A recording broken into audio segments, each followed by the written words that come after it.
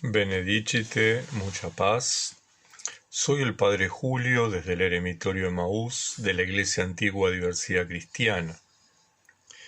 Hoy quiero compartirles un tema que me han planteado algunas veces, que está vinculado al discernimiento.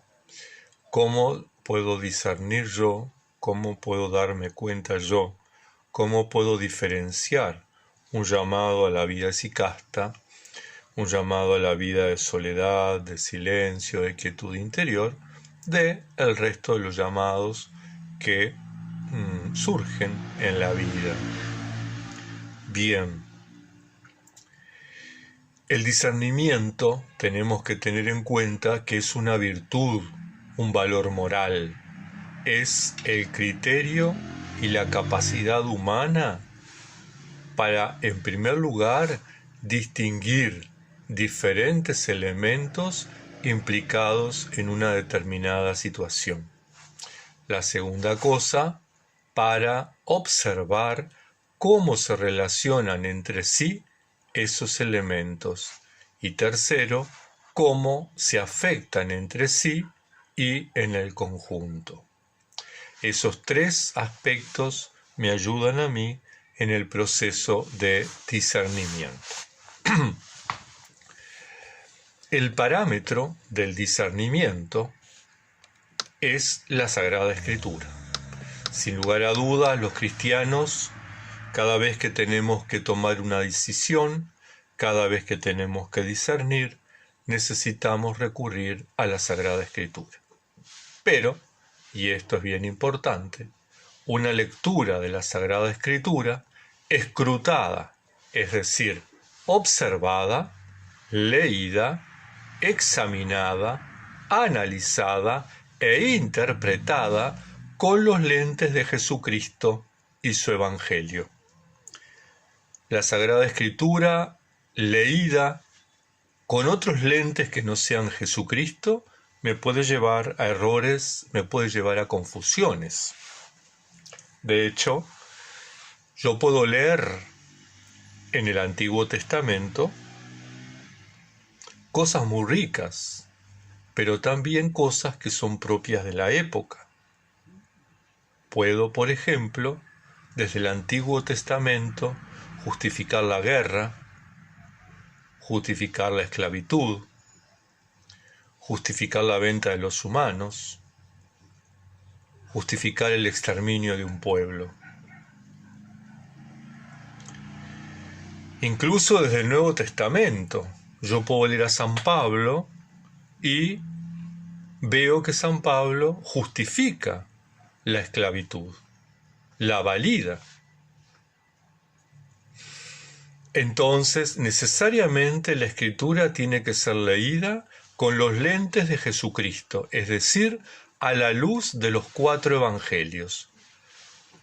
Dice Hechos de los Apóstoles, Jesús pasó haciendo el bien y sanando. Ese proceso de pasar haciendo el bien y sanando está relatado, está plasmado en los 4 evangelios, Marcos, Mateo, Lucas y Juan. Ese es el lente desde el cual yo debo leer, interpretar, examinar las Sagradas Escrituras. Y ese es el parámetro para poder realizar el discernimiento. Sin los evangelios, no es válido el lente que voy a estar utilizando. Puedo estar leyendo, interpretando con muy buenos ojos, con muy buenas intenciones, pero no es la mirada de Jesucristo. Por lo tanto, para los cristianos, proceso de discernimiento, Sagrada Escritura a la luz de los evangelios.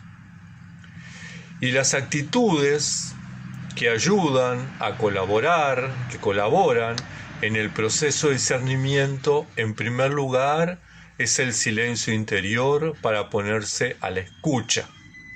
Es esa actitud que tuvo el profeta Elías, retirarse a la montaña, prepararse para escuchar a Dios. Y el profeta buscó a Dios en la tormenta y no lo encontró, buscó a Dios en el rayo y no lo encontró, Buscó a Dios en otros lugares y no lo encontró. Y la teofanía se produce en el silencio. Es en el silencio, en la calma serena, donde Dios se manifiesta maravillosamente. La segunda actitud que ayuda o colabora en el discernimiento es el acompañamiento espiritual de alguien experimentado, no necesariamente una persona sabia o una persona docta. Los padres del desierto hablaban de el anciano o la anciana, el padre espiritual. En la iglesia ortodoxa se habla del geronte, el viejo, ¿verdad? El caso lo tenemos claramente en el libro de Samuel. Samuel escucha que lo llaman, Samuel, Samuel, y va y dice a su maestro, a su anciano, aquí estoy. Y él le dice, yo no te llamé, vuelve a dormir. Nuevamente Dios llama, Samuel, Samuel, y el joven va y le dice al anciano, aquí estoy, ¿qué pasó? Y el anciano nuevamente le dice, yo no te llamé, vete a dormir.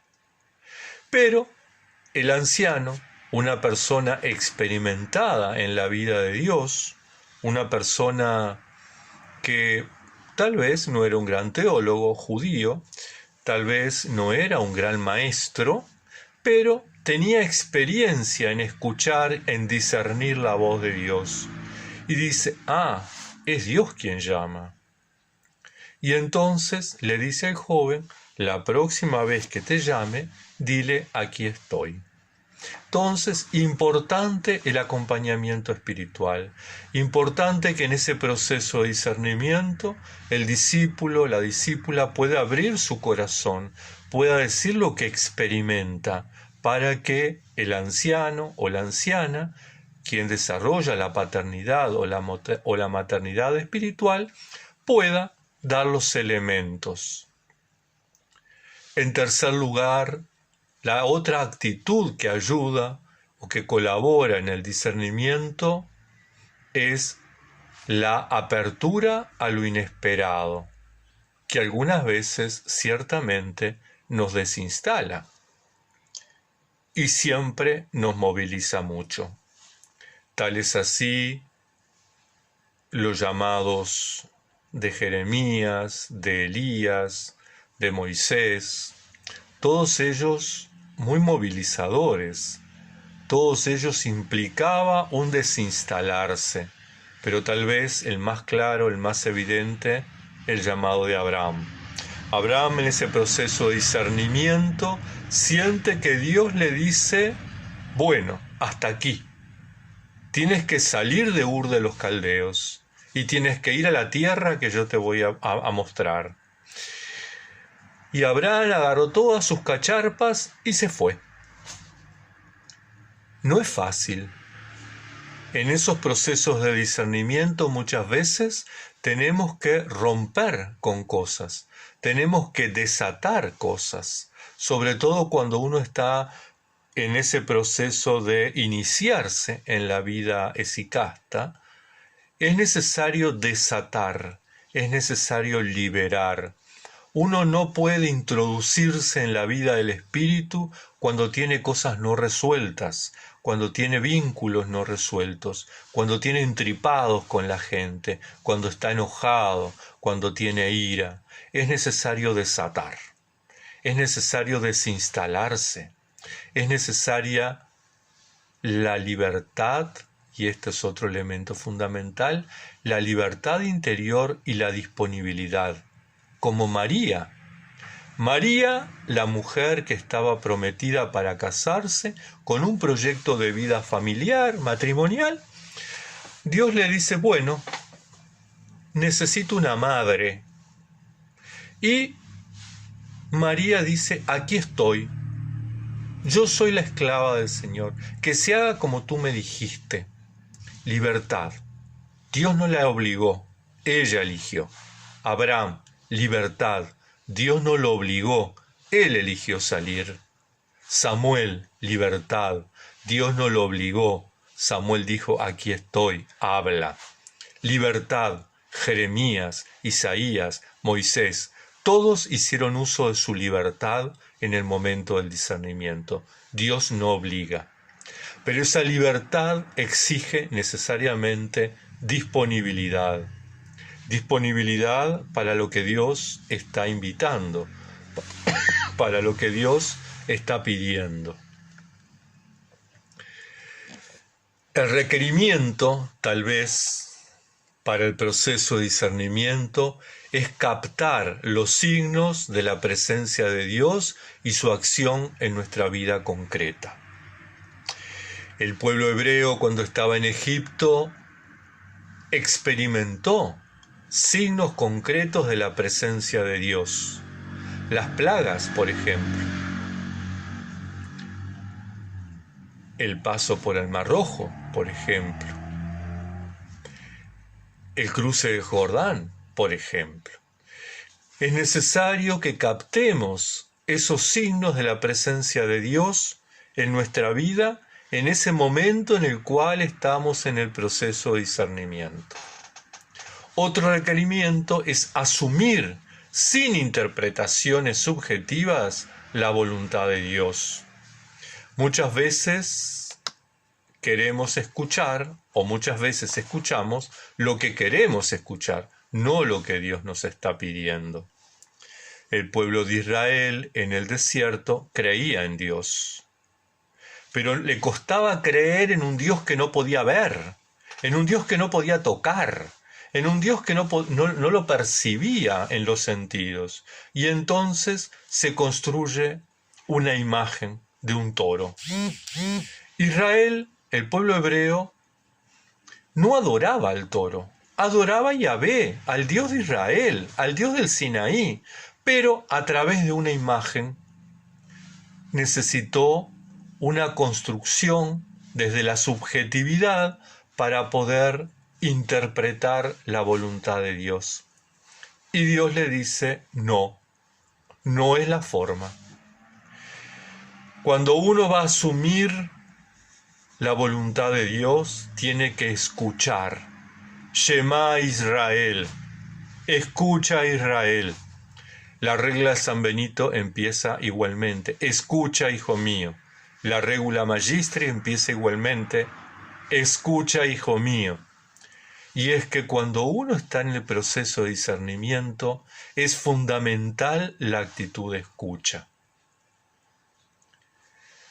Otro requerimiento es comprobar en la vida concreta, es decir, en lo que yo estoy viviendo aquí y ahora, la voluntad de Dios.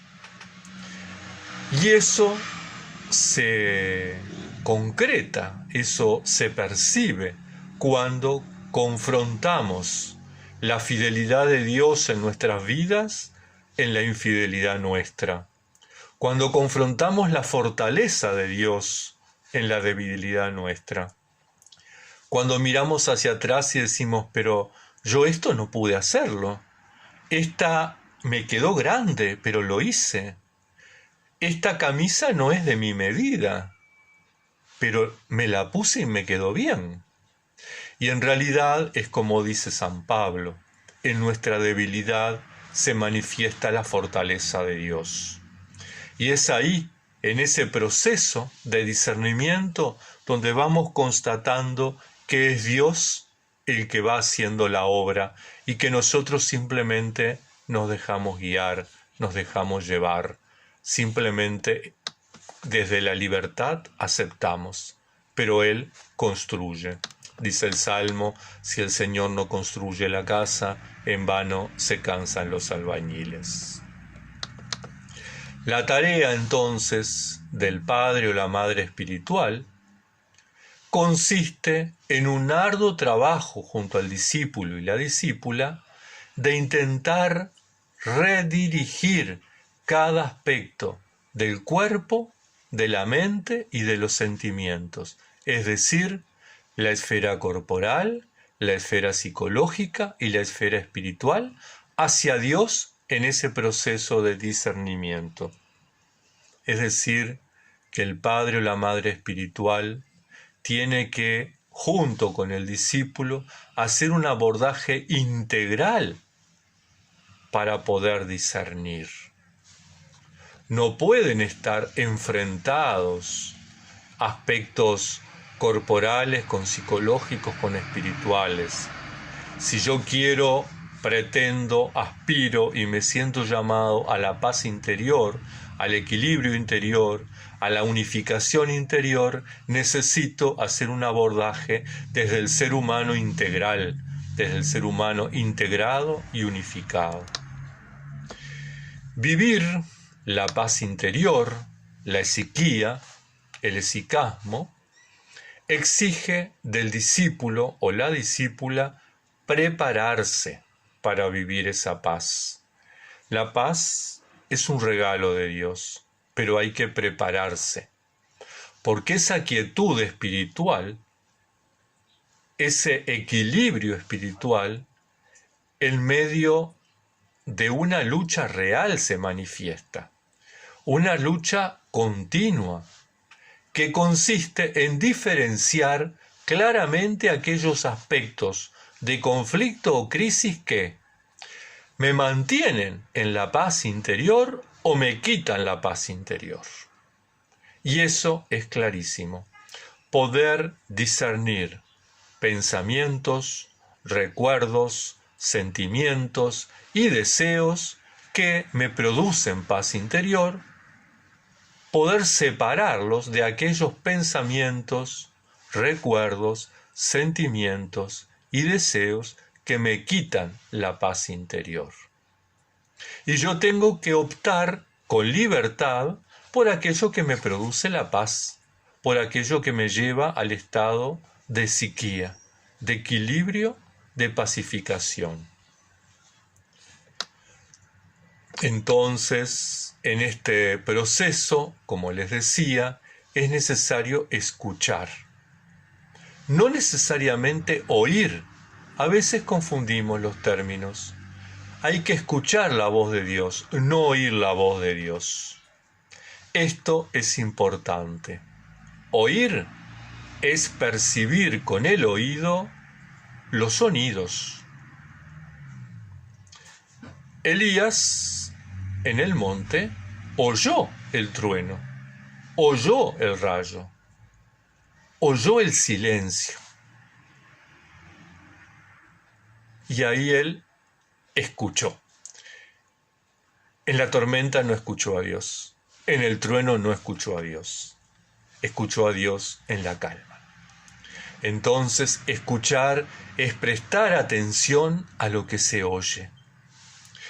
En el mundo actual nos enfrentamos a muchas voces que oímos cuando tenemos que discernir sobre nuestra vida esicasta. Tenemos un abanico inmenso de voces interiores, nuestros pensamientos, nuestros recuerdos, nuestros sentimientos, nuestros deseos. Todo ello nos habla. Y voces exteriores, las amistades, los familiares, los medios de comunicación masivos, las redes sociales. ¿Cuántas voces? ¿Cuántas voces? Pero Dios requiere ser escuchado, no oído. Eso es discernimiento. Cuando Jesús estuvo en el desierto para ser tentado por el diablo le habló. Jesús escuchó muchas voces en el desierto. Escuchó la voz del poder, escuchó la voz del tener, escuchó la voz del hacer, escuchó la voz del ser. Todas las propuestas que le hacía el tentador. Sin embargo, a cada una de esas propuestas que Jesús escuchó, le respondió con una palabra de Dios, le respondió con una experiencia de Dios. Jesús escuchó a Dios, y porque escuchó a Dios pudo responder a cada una de las voces, pudo discernir la voz de Dios en medio de todas las voces que el tentador le enviaba.